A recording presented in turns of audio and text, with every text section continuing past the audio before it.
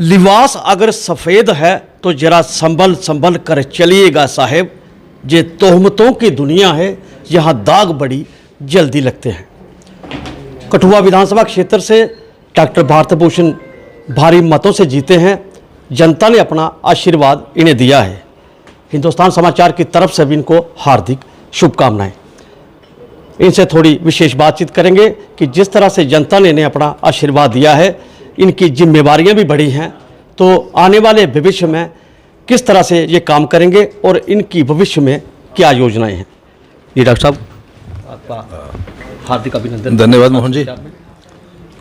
किसको श्रेय देंगे सबसे पहले? आपको जनता ने बड़ा ये जीत का सारा श्रेय हमारी कठुआ की जनता को जाता है, जिन्होंने अपने बेटे को इतना भारी बहुमत से जिताया है। और मुझे तो 18-20 दिन ही मिले कैंपेनिंग के लिए। मेरी कैंपेनिंग लोगों ने की है, मैं काफ़ी गांवों में पहुंच भी नहीं पाया। उसके बावजूद जिन बूथ में और विलेजेस में नहीं जा पाया, वहाँ भी लोगों ने काफ़ी सपोर्ट किया और एक तरफा ही लोगों का वो रुझान था सारा। तो इसके लिए मैं लोगों का बहुत आभारी हूँ और उनका ऋणी रहूँगा पूरी उम्र।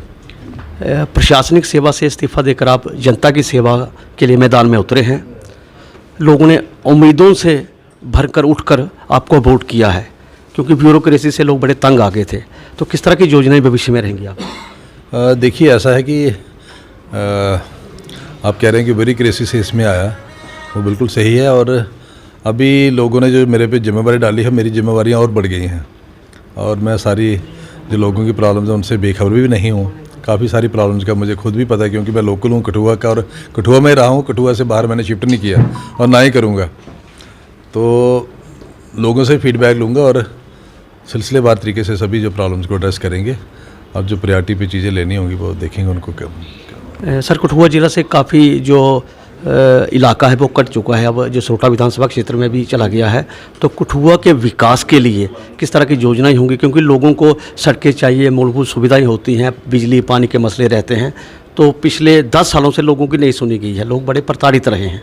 तो बड़ी उम्मीदों से उन्होंने वोट करा है। तो किस तरह से उस विकास की गति को आप तेज़ करने वाले हैं? देखिए, इलेक्टेड रिप्रेजेंटेटिव ना हो तो लोगों को परेशानी होती है। और एक पाया गया कि गैप था एडमिनिस्ट्रेशन और लोगों के बीच में, वो हम लोग उस गैप को कवर करने का काम करेंगे। और क्योंकि मुझे एडमिनिस्ट्रेटिव एक्सपीरियंस भी है, तो हम कोशिश करेंगे कि लोगों की प्रॉब्लम को ज़्यादा से ज़्यादा अच्छे तरीके से हल करें और टाइमली उनको एड्रेस करें। और जहाँ तक हमारा कठुआ का आपने कहा कि काफ़ी एरिया वहाँ निकल गया है, वहाँ भी हमारे अपने विधायक हैं, वो भी हमारा अपना एरिया है। हम मिलके सारे कठुआ को डेवलप करेंगे। और कठुआ का जो मैं कह रहा हूँ कि कठुआ में एक तो इंफ्रास्ट्रक्चर की प्रॉब्लम है थोड़ा, हमारा रोड कनेक्टिविटी कुछ ऐसे एरियाज़ हैं जहाँ ही आप नहर पे देख लो कि एक कॉलेज के बाहर वाला ब्रिज ही है, तो कभी कोई धरना हो रहा कुछ हो, वो बंद हो जाए तो पूरा शहर बंद हो जाता है। एक तो मेरी प्रायोरिटी रहेगी कि नहर पे भी 3-4 ब्रिजेस बनाए जाएं ताकि कनेक्टिविटी बढ़े।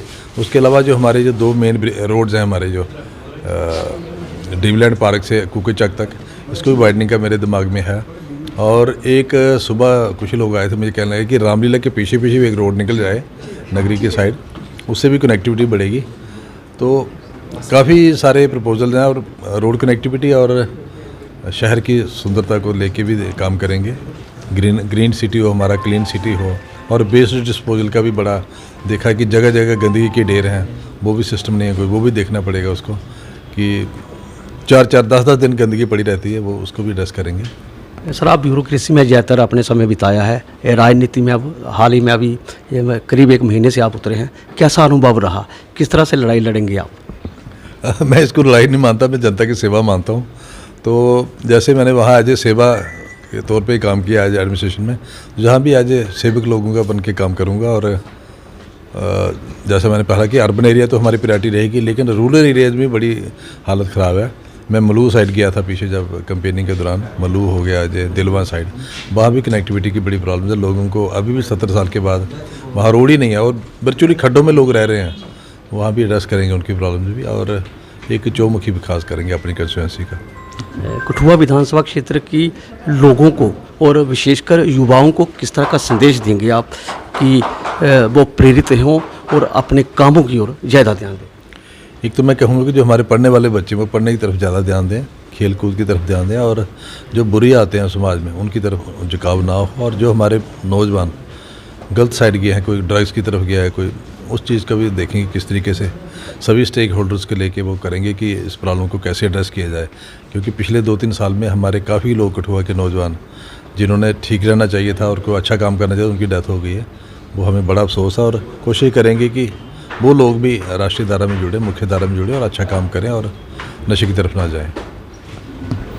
डॉक्टर भारत भूषण जी ने हिंदुस्तान समाचार के साथ बातचीत कर बेहतर परिणाम आने पर लोगों का आभार जताया है, उनको हार्दिक शुभकामनाएं दी हैं। लेकिन आने वाले दिनों में उन्होंने अपनी परिस्थितियां बताती हैं कि बेहतर विकास जो है कठुआ की जनता के लिए वो करेंगे। ये राजनीति नहीं, आसान एक आग का दरिया है और डूब के जाना है। सचिन खजूरिया के साथ मोहन शर्मा, हिंदुस्तान समाचार, कठुआ।